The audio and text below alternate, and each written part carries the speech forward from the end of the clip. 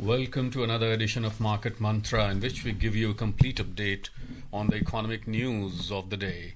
And today, being Saturday, we'll also be taking calls from you, our listeners, on any queries that you may have on business, economic, and stock market news. But do remember that we do not address stock or company specific queries. You can call us on our telephone numbers 2331 4444, 2342 1050, and 2331 0464. But do remember to prefix 011 before these numbers if you are calling from out of Delhi. Well, my name is Nishit Kumar and with me is my co-anchor in Hindi, Harsh Ranjan. नमस्कार, हाजिर हैं market मंत्र के एक और ताज़ा अंक के साथ। इस कार्यक्रम में हम देश विदेश की आर्थिक खबरों का जायजा लेते हैं, बात करते हैं शेयर मार्केट्स के बारे में। आज दिन शनिवार का है और श्रोताओं, आपको मालूम है शनिवार का दिन आपके लिए होता है। आप चाहें तो अर्थ जगत से संबंधित, शेयर मार्केट से संबंधित, देश की इकोनॉमी से संबंधित कोई भी सवाल हमसे इस प्रोग्राम में पूछ सकते हैं। 3 टेलीफोन लाइंस हमने आपके लिए खोले हुए हैं। नंबर्स हैं 23 31 44 44, 23 42 10 50 और 23 310 464। तीनों नंबर दिल्ली के 011 एसटीडी कोड के साथ डायल करें, अपने सवाल पूछें। आपके सवालों का जवाब देने के लिए हमारे साथ स्टूडियो में मार्केट एक्सपर्ट राजीव रंजन मौजूद। राजीव, बहुत बहुत स्वागत है आपका। नमस्कार। शुरू करते हैं मार्केट मंत्रा। सबसे पहले हेडलाइंस इंग्लिश में। The headlines: domestic share markets witness declines this week. BSE, Sensex and NSE both shed more than 1%. Decline witnessed in US markets as well. S&P 500, Nasdaq both down by more than 1%, and Prime Minister Narendra Modi to embark on a 5-day tour to Cyprus, Canada and Croatia tomorrow. घरेलू share बाजारों में इस सप्ताह गिरावट रही। BSE Sensex और NSE Nifty दोनों 1% से ज्यादा गिरे। अमेरिकी शेयर बाजारों में भी गिरावट। S&P 500, नैस्डैक भी 1% से अधिक गिरे। और प्रधानमंत्री नरेंद्र मोदी कल साइप्रस, कनाडा और क्रोएशिया की 5 दिन की यात्रा पर होंगे रवाना। व्यापार सहित द्विपक्षीय संबंधों के कई मुद्दों पर होगी चर्चा।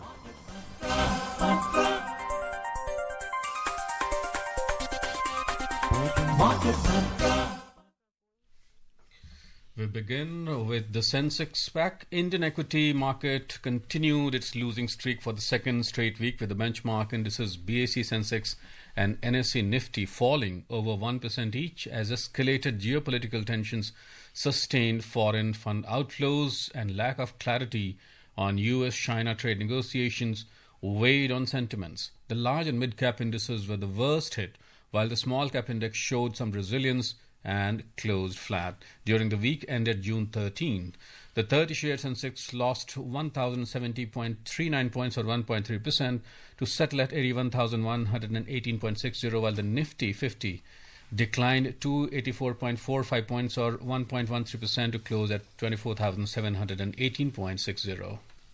योगेश आज के हमारे पहले कॉलर होंगे दिल्ली से। योगेश, बहुत बहुत स्वागत है आपका। क्या सवाल है? जी नमस्कार आप सभी को। मेरे 2 सवाल हैं। पहला सवाल मेरा ये है कि ईपीएफ को लेकर के मेरा पहला सवाल है, और ईपीएफ क्या आज के जमाने में इतने एडवांसमेंट होने के बाद में भी ईपीएफ को एक अपर मिडिल क्लास के लिए, मिडिल क्लास के लिए मैंडेटरी माना जाना चाहिए? क्योंकि एक मैस बन चुका है, ना तो हमें ईपीएफ का पैसा कहाँ जा रहा है उसके बारे में कोई जानकारी होती है, और बहुत बार उसको मर्ज करना अकाउंट को आपस में बहुत लोगों को पता नहीं होता है, तो इंटरेस्ट पा ही नहीं पाते उस पर। तो क्या एनपीएस अपने आप में सक्षम नहीं है और कैसे इससे निजात पाई जाए? दूसरा सवाल हमारा ये है कि भारत अभी 145वें पर कैपिटल जीडीपी के मामले में 145-140 रैंक के आसपास में है। तो ये कैसे विश्व गुरु की पोजीशन पे पहुंचेगा? कैसे 4th लार्जेस्ट इकोनॉमी होना ही काफी है? जी योगेश। जी मैं थोड़ा कंफ्यूज हूँ कि ये ईपीएफ के बारे में समझना चाहते हैं या एनपीएस के बारे में? ये एनपीएस वर्सेस ईपीएफ दोनों के बारे में समझना चाह रहे हैं। तो एनपीएस से शुरू करते हैं। जो पेंशन स्कीम है जी, वो एक बेहद बहुत ही लोकप्रिय और आम लोगों के लिए या कहें सरकारी लोगों के लिए भी जो सैलरीड क्लास, लेकिन भविष्य निधि और पेंशन मतलब ठीक ये है, दोनों दो चीजें हैं, दोनों रिटायरमेंट के बाद काम आने के लिए चीजें हैं, लेकिन बिल्कुल रिप्लेसमेंट नहीं है एक दूसरे का। जी। और ईपीएफ किसी भी कर्मचारी के लिए एक आवश्यक है, और उसमें आप इतनी अनिश्चितता क्यों है उन्हें मेरी समझ में नहीं आया, क्योंकि अभी तक मैंने कभी ये नहीं समझा कि किसी कर्मचारी के लिए उसका भविष्य निधि का पैसा कहाँ जा रहा है, इसको लेकर चिंता होनी चाहिए। ये कोई चिंता का विषय बिल्कुल तो है नहीं। दरअसल वो समझना चाह रहे हैं कि एनपीएस क्या है और इसमें कैसे जोड़ सकते हैं। बिल्कुल, एनपीएस एक अलग व्यवस्था है। अगर आप उसमें व्यक्तिगत रूप से भी जुड़ सकते हैं, अगर आप मतलब किसी कंपनी के कर्मचारी हैं, आप अपने स्तर पे वहाँ पे जुड़ें, और जो भी लोग एनपीएस से जुड़े हैं अभी तक उनका अनुभव अच्छा रहा है जी। तो और लगभग हर बैंक और पोस्ट ऑफिस एनपीएस की सुविधा आपको प्रदान करती है, वहाँ उनके पॉइंट्स हैं और उसमें आपको चुनने के लिए अलग अलग तरह के विकल्प मिल जाते हैं। अगर आप कंजर्वेटिव रहना चाहते हैं तो आप बिल्कुल जो फिक्स्ड इनकम वाली स्कीम्स हैं उसमें आप जा सकते हैं। अगर आप थोड़ा सा रिस्क लेना चाहते हैं तो उसके हिसाब से इक्विटी एक्सपोजर उसमें अपना चुन सकते हैं, एक मिक्सचर बना सकते हैं। तो इनमें कोई ज्यादा भ्रम होना नहीं चाहिए। राजीव, ये भी डिपेंड करता है कि किस उम्र में आप एनपीएस से जुड़ रहे हैं। बिल्कुल, वो रिस्क प्रोफाइल उसी से अगर आप बहुत कम उम्र में जुड़ रहे हैं, आपकी उम्र अगर 25 साल 30 साल के आसपास का है, तो आप अपना इक्विटी एक्सपोजर ज्यादा रख सकते हैं, क्योंकि आमतौर पर पेंशन की जरूरत होती है 60 वर्ष के बाद। तो आपके पास अगर 25-30 साल में जुड़ रहे हैं तो 30-35 साल का लंबा समय है। तो ऐसे में इक्विटी एक्सपोजर ज्यादा रखिए। आप किसी भी बैंक से संपर्क करें, एनपीएस की सुविधा उपलब्ध है। और दूसरा, जो पर कैपिटा जीडीपी की बात है, तो ये हाल में इस संदर्भ में चर्चा में आया कि जब आईएमएफ की तरफ से आंकड़े सामने आए जिसमें भारत को जीडीपी के मामले में चौथे स्थान पर रखा गया, जापान से आगे निकलते हुए दिखाया गया, वहां पर काफी लोगों ने तुलना शुरू की। लेकिन देखिए, जो पहले से विकसित राष्ट्र हैं जिनकी आबादी बहुत कम है और उनकी कुल मिलाकर के जो नेशनल इनकम है वो पहले से काफ़ी ऊंची रही है, वहाँ पर ऑब्वियस है कि जो पर कैपिटा इनकम है वो उनकी ऊंची रहेगी। अगर आप चीन को देखें तो उसकी भी पर कैपिटा इनकम हमसे ज़्यादा है, लेकिन आप कंपैरिजन कर सकते हैं क्योंकि वो भी एक बड़ी अर्थव्यवस्था और बड़ी आबादी वाला देश है। तो पर कैपिटा इनकम को जब आप चीन से तुलना करेंगे तो आपको लगेगा कि हाँ ठीक है, वो जापान या जर्मनी या अमेरिका से आप तुलना करें वैसा फासला आपको नहीं मिलेगा। और आज की तारीख में $3000 की प्रति व्यक्ति आय हमारी लगभग है, जो कि कम नहीं है। और यहाँ ये भी बताना ठीक रहेगा राजीव कि अमेरिका सबसे बड़ी इकोनॉमी है पूरी दुनिया में, लेकिन पर कैपिटा में वो भी नंबर 1 नहीं है जी, उसकी भी पोजीशन नीचे है। तो आप चिंता बिल्कुल नहीं करें योगेश, हम सबके सहयोग से भारत विश्व गुरु बनने की दिशा में ही अग्रसर है और साल 2047 तक हम पूर्ण रूप से विकसित होंगे, इसमें कहीं कोई संदेह नहीं है। Next caller is Subhash from Faridabad. Subhash, welcome. Subhash, आप तक आवाज आ रही है हमारी? लग रहा है ये कट गए हैं। हाँ, तो हम अगले कॉलर की ओर चलते हैं। Next caller is Ratnakar from Pune. Ratnakar ji, Ratnakar ji, क्या आप आवाज सुन पा रहे हैं? तो आप अपने सवाल को पूछ सकते हैं। Hello, good evening sir. जी, गुड इवनिंग। मेरा सवाल है कि आरबीआई का रेपो रेट का डिसीजन के बाद मार्केट चढ़ा था, बाद में उससे भी वो नीचे आ गया। जी जी, तो उसका रीजन क्या है? और जो अभी ईरान इजराइल वॉर चालू है, उसका भारत पर कितना शेयर मार्केट पर ये हो सकता है, परिणाम हो सकता है? और कौन से वो कैसे रहेगी? जी, आपकी आवाज कट रही है इनका। जी, लेकिन मूल रूप से जो उनका प्रश्न है कि रेपो रेट के बाद भारतीय बाजार में तेजी आनी शुरू हुई, लेकिन फिर वो रुक गई वापस।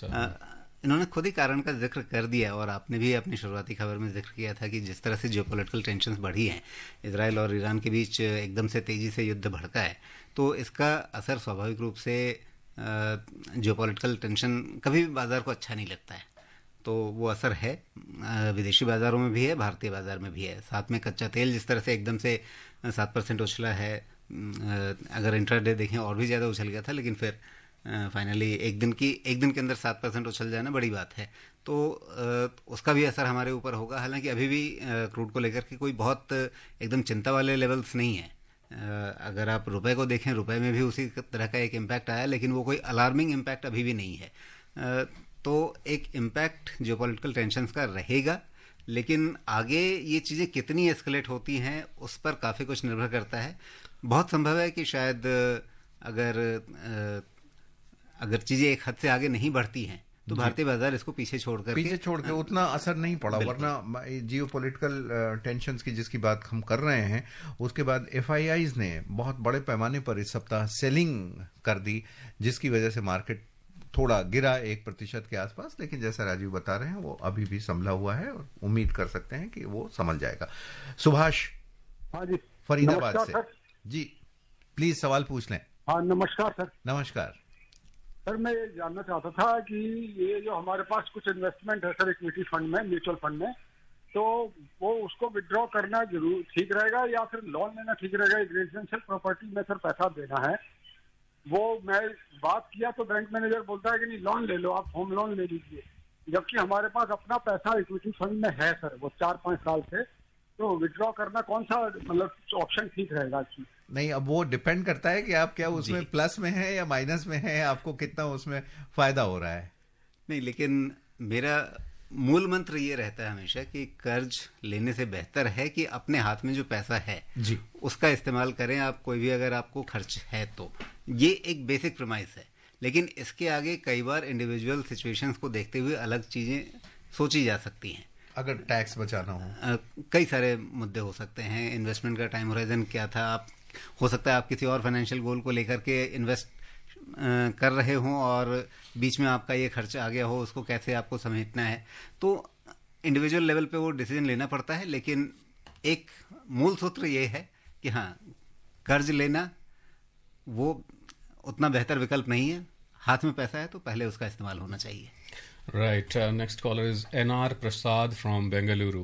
Mr. Prasad, welcome to the show. Hi, good evening, Market Mantra. This is N.R. Prasad from Bangalore. Good evening, sir. Mr. Rajiv, just one question on this again on the repo rate.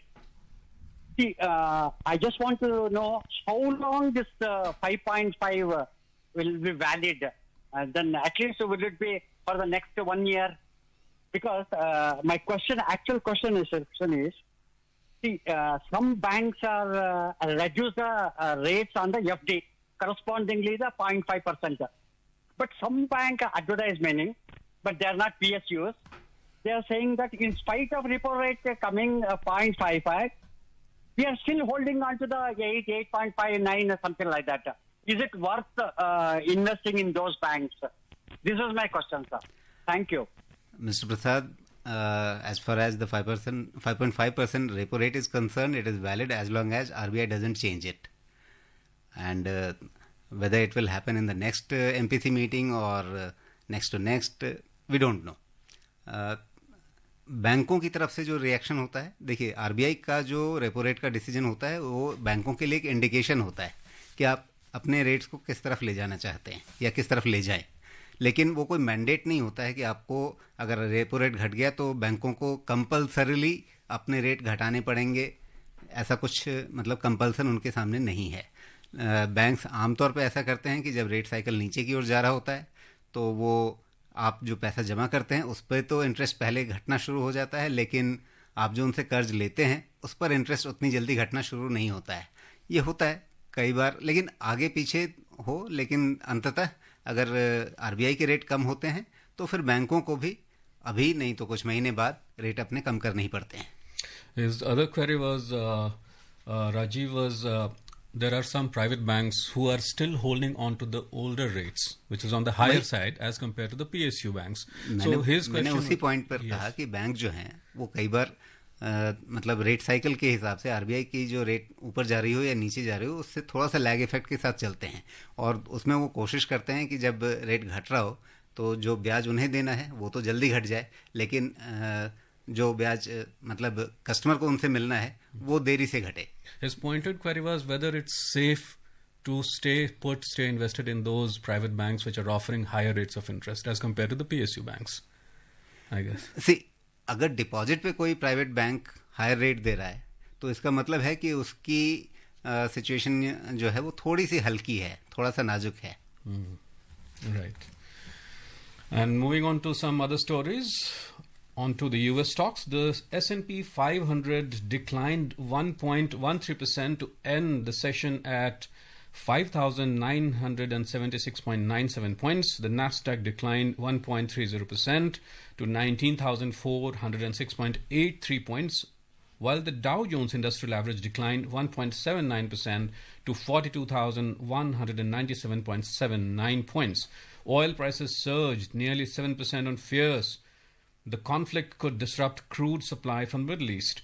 U.S. energy stocks rose in tandem, with Exxon opens new tab up 2.2% and Diamondback Energy opens new tab rallying 3.7%. Wall Street ended lower on Friday after Iran launched missiles at Israel in response to intensive Israeli strikes. Of course, we see, Rajiv, we've seen the U.S. markets also decline over the past week. Of course, one reason is the U.S.-Iran conflict and the Middle East conflict, in which U.S., of course, is heavily embroiled over there. But now, we see that the strikes that Iran is kind of pointing towards Israel now. We heard over the past couple of days that Israel has been heavily hit by the drones and missiles from Iran. Now, the second part of the story, in which we talk about the oil price surge, which is nearly 7%. Now, where do you see this oil price actually going on from here if we look at the current scenario in the Middle East? जी देखिए, अगर ये लगता है कि Iran और Israel की लड़ाई ज़्यादा लंबी खींचने वाली है और उसके चलते जो ऑयल सप्लाई है वहाँ पर कोई डिसरप्शन आता है, तब ऑयल प्राइसेस ज़्यादा स्पाइक करेंगे. अगर सिर्फ लड़ाई होती है लेकिन ऑयल रूट्स खुले रहते हैं, मतलब टैंकर्स के आने जाने पर कोई उस तरह का डिसरप्शन नहीं होता है, ऑयल सप्लाईज बनी रहती है, तो एलिवेटेड लेवल्स पे रहेंगे लेकिन बहुत ज़्यादा स्पाइक नहीं करेंगे क्रूड ऑयल के प्राइसेज. एक ये चीज़ हो सकती है. दूसरे, अगर ईरान के ऊपर जिस तरह का प्रेशर पड़ रहा है अमेरिका की ओर से, अगर वो जल्दी से बातचीत की टेबल पर आ जाता है तो फिर ये जियोपॉलिटिकल टेंशन काफ़ी कम हो सकता है एकदम से. लेकिन काफ़ी कुछ डिपेंड करता है कि ये मतलब लड़ाई कितनी लंबी खिंचती है और कितनी इंटेंसिटी के साथ रहती है. Yeah, you can call us on our telephone numbers, listeners. You can call us on our telephone numbers 23314444, 23421050, and 23310464. Since we are based in New Delhi, you have to prefix 011 before these numbers when you call up these numbers. And in the meanwhile, we are joined in by our next caller, Saket from Kanpur. Saket, welcome to the show. हाँ sir, नमस्कार sir. Namaskar. Hello market मंत्र में मेरा सवाल ये था कि PPF जो 15 साल का अगर किसी का पूरा हो गया है तो उसको क्लोज करने के बाद नया पीपीएफ खोल सकते हैं या उसको 5-5 साल के लिए एक्सटेंड कर दें, उसमें ज्यादा फायदा है. और दूसरा प्रश्न है कि लॉन्ग टर्म और शॉर्ट टर्म में गोल्ड प्राइस और सिल्वर प्राइस की क्या स्थिति रहेगी? जी देखिए, पीपीएफ को आप 5 साल के लिए एक्सटेंड कर सकते हैं, वो एक स्वाभाविक विकल्प है. अगर आपका 15 साल का समय पूरा हो गया है तो ये विकल्प तो आपके पास रहेगा ही, और वो आसान विकल्प है, तो उसके बारे में आप विचार कर सकते हैं. सोने और चांदी की जो लंबे समय की कीमतें हैं, इस समय बिल्कुल दोनों में काफ़ी उछाल है. लेकिन क्या अगर आप 10 साल, 20 साल, 30 साल जैसे टाइम फ्रेम के बारे में बात कर रहे हैं तो क्या हमेशा इस तरह के लेवल्स रहेंगे? ऐसा नहीं होता है. सोने और चांदी में इतिहास आपको बताता है कि अचानक कई बार इनमें बड़ी तेज़ी आती है और उसके बाद सालों साल तक ये बहुत ही एवरेज रिटर्न देते हैं. तो अगर आप कई दशकों का इतिहास देखेंगे तो अंततः आपको इन्फ्लेशन से थोड़ा सा आगे पीछे का रिटर्न मिलेगा, उससे ज़्यादा नहीं मिलेगा. अगले कॉलर होंगे तापस, कोलकाता से जुड़े हुए हैं. तापस, स्वागत आपका मार्केट मंत्रा में. सवाल पूछ लें. Good evening sir. Good evening Rajiv ji. Good evening all. तो राजीव जी, मेरे को, मैं सीनियर सिटीजन हूँ, तो मेरा एक सवाल मेरा मन में आता है. जो एफडी मैंने पब्लिक सेक्टर बैंक और बैंक में जो किया मैंने, वो 5 years और 6 years, 3 years लाइक दैट. तो मेरे को एक बात बताइए, जो इंटरेस्ट रेट ऑफ इंटरेस्ट जो मेरे को मिल रहा है, ये क्या चेंज होगा क्या? माने ये रिपो रेट 1% घटने के बाद ये चेंज हो सकता है? तापस जी, जो एफडी आप पहले करा चुके हैं उस पर ब्याज दरें नहीं बदलेंगी. जब आप नई एफडी कराएंगे या पुरानी एफडी को रिन्यू कराएंगे तब वो नई दरें आपके लिए लागू होंगी. That's why it's always advisable, Mr. Tapas, that if the interest rates are running high, let's say 7.5 to 8%, especially for senior citizens, and when the rate cycle is expected to go down, yes, that time, and even the longer time frame is advisable. Even otherwise, Rajiv, if the rate percent is close to 8%, which is quite reasonable on the higher side, it's always advisable to stay put, invested for a longer duration. Nowadays we that's can 5 say years or 10 nowadays years. we can say that the rate cycles will move between 5 to 8. 5 to 8%. Well, our next caller is Jitendra from Jaipur. Jitendra. Hello Hello, Jitendra ji. हाँ sir, ये बताइए, जैसे Nifty 50 के जो share होते हैं, फिर उसके बाद नेक्स्ट 50 होता है, तो ये लोग कितने दिन में उसका कैलकुलेशन होता है कि जैसे निफ्टी 100 वाला निफ्टी 50 में चला गया या निफ्टी 50 वाला बाहर हो गया, कितने दिन में गणना होता है ऐसे? जी देखिए, एक तो ये इंडेक्स लेवल पे चेंजेज होते हैं, और फिर म्यूचुअल फंड स्कीम्स जो हैं वो अपने लेवल पे उनकी अपनी फ्रिक्वेंसी होती है, कितने समय पे वो चेंज करेंगे। वो अपनी अपनी स्कीम की अलग हो सकती है। जैसे कुछ फंड्स होते हैं वो 6 महीने पे अपनी इंडेक्स के बेसिस पे रिव्यू करते हैं और चेंजेस करते हैं। बाकी एक्सचेंजेज समय समय पर अपने रिव्यू करते रहते हैं, और जो मार्केट कैपिटलाइजेशन और वॉल्यूम होता है, प्राइस वॉल्यूम होता है, उसके हिसाब से वो अपने एक्सचेंजेस मतलब सारे इंडिसेस को रिव्यू करके और उसके बाद उनमें चेंजेस करते रहते हैं। इसकी खबर आपको समय पर मिलती रहेगी। वो क्वार्टरली और हाफ ईयरली बेसिस वो रिव्यू करते रहते हैं। और जो खास करके ब्लू चिप कंपनियां हैं, बड़ी कंपनियां हैं जिनका मार्केट कैपिटलाइजेशन काफ़ी ज़्यादा है, आमतौर पर वो कंपनियां बनी रहती हैं। और अगर कोई खास उस कंपनी के साथ समस्याएं नहीं हैं, कहीं लॉज का कहीं उल्लंघन नहीं हुआ है, या उनसे आगे कैपिटलाइजेशन में दूसरी कंपनियां नहीं निकल रही हैं, तब तक आमतौर पे वो बनी रहती हैं। लेकिन जैसा राजीव ने बताया, इनका रिव्यू क्वार्टरली बेसिस पे चलता रहता है और उसमें चेंजेस होते रहते हैं। अरुण अगले कॉलर होंगे चेन्नई से। जी अरुण जी, पूछ लें सवाल। Yes, Mr. Arun, you're online. Hello, sir. From Chennai, Mr. Arun from Chennai, please. Sir, I am on query. Yes, go on. Gold has hit $3,400. Hello? Yeah, please go ahead. We can hear you loud and clear, Mr. Arun. Go on. Because of this conflict between Iran and Israel, gold has hit $3,400. How much can this go from here? Second is, I am hearing Market Mantra daily. Can you tell the gold price in English also daily? No. Okay. So the first thing that he wanted to understand how much increase it may be possible in the gold prices. So that is a very speculative question, and there are people or there are institutions who are making projections of $4,000 or even higher, $4,500 prices. But no one can say this for certainty. And someday, yes, even $4,000 price will be there, even higher will be there. But at what time, no one can say. And regarding the other query which Mr. Arun had, we do have this Boolean segment in our program on a daily basis. Yeah. And we do provide the rates of gold and silver, of course, every day. If keep tuning into this program, Market Mantra, and you will get to know the prices. And one should not think that the gold prices will keep going up only.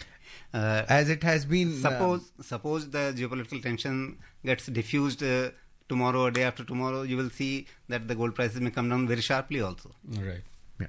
जय किशन हमारे अगले collar हैं दिल्ली से जुड़े हुए। जय किशन जी, बहुत बहुत स्वागत आपका। सवाल पूछ लें। जी नमस्कार। मैं जय किशन सवाल साइकिल मार्केट से ब्लाइंड हूँ मैंने HDFC बैंक से होम लोन लिया 15 साल के लिए, 15 लाख रुपया।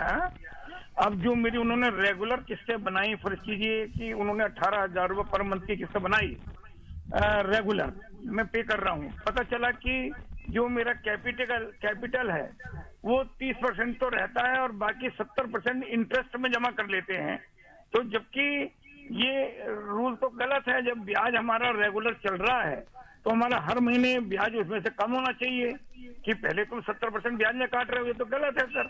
नहीं, आप अगर देखेंगे, आप एक उनका शेड्यूल अगर देखेंगे तो शुरू में ब्याज दर आपकी ज्यादा होगी, ब्याज ज्यादा कटता है शुरू में, और बाद में फिर ब्याज का हिस्सा कम हो जाता है और कैपिटल ज्यादा कटता जाता है। तो आप उनसे उसको एक बोलते हैं क्या, मॉनेटाइजेशन शेड्यूल, या बैंक्स आपको प्रोवाइड कर देते हैं पूरे, जब तक का आपका टेन्योर है तब तक का आप पूरे बैंक का क्या ईएमआई का शेड्यूल है वो ले लें। स्ट्रक्चर नहीं होगा तो ईएमआई बनेगी नहीं। यस, ईएमआई बनेगी नहीं, क्योंकि आपको हर महीने निश्चित देना पड़े, इस वजह से शुरू में ब्याज ज्यादा रहता है। आप आज भी 18,000 रुपए दे रहे हैं, 15 साल बाद जब आपका अंतिम इंस्टॉलमेंट जा रहा होगा उस समय भी आप 18,000 रुपए ही दे रहे होंगे, जिसकी कीमत आज के 18,000 जैसी नहीं होगी।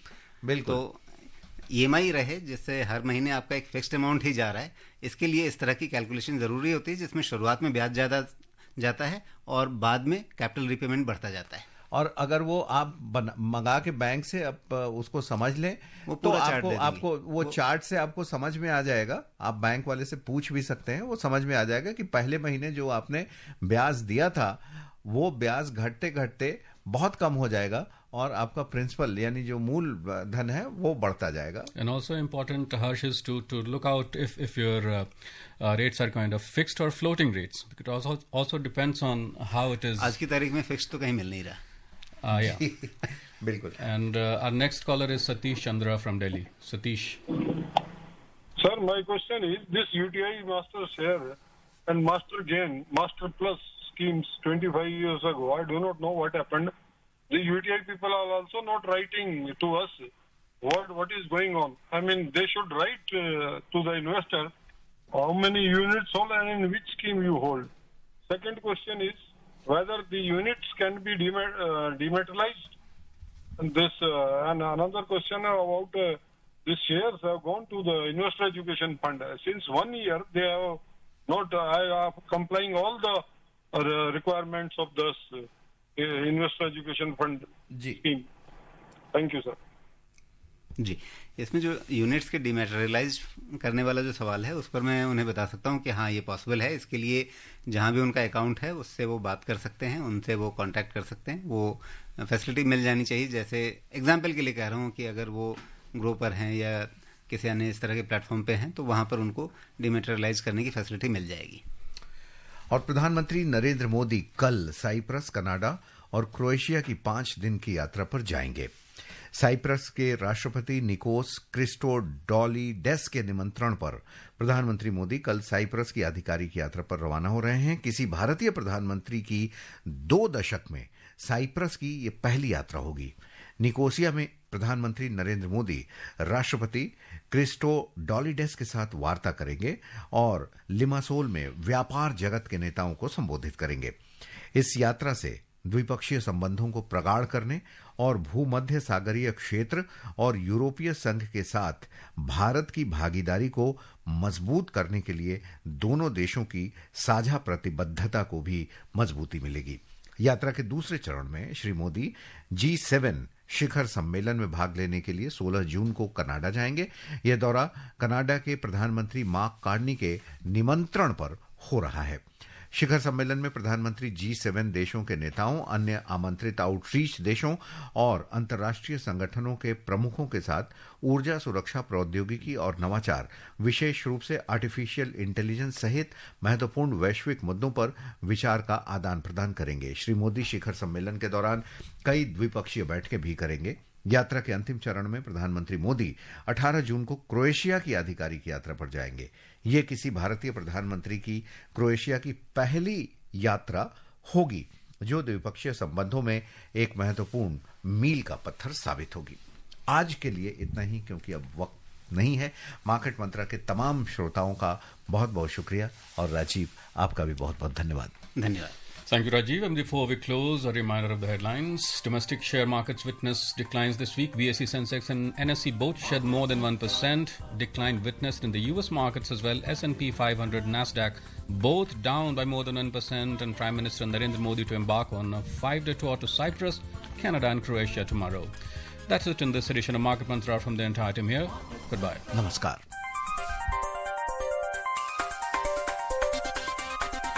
मार्केट मंत्र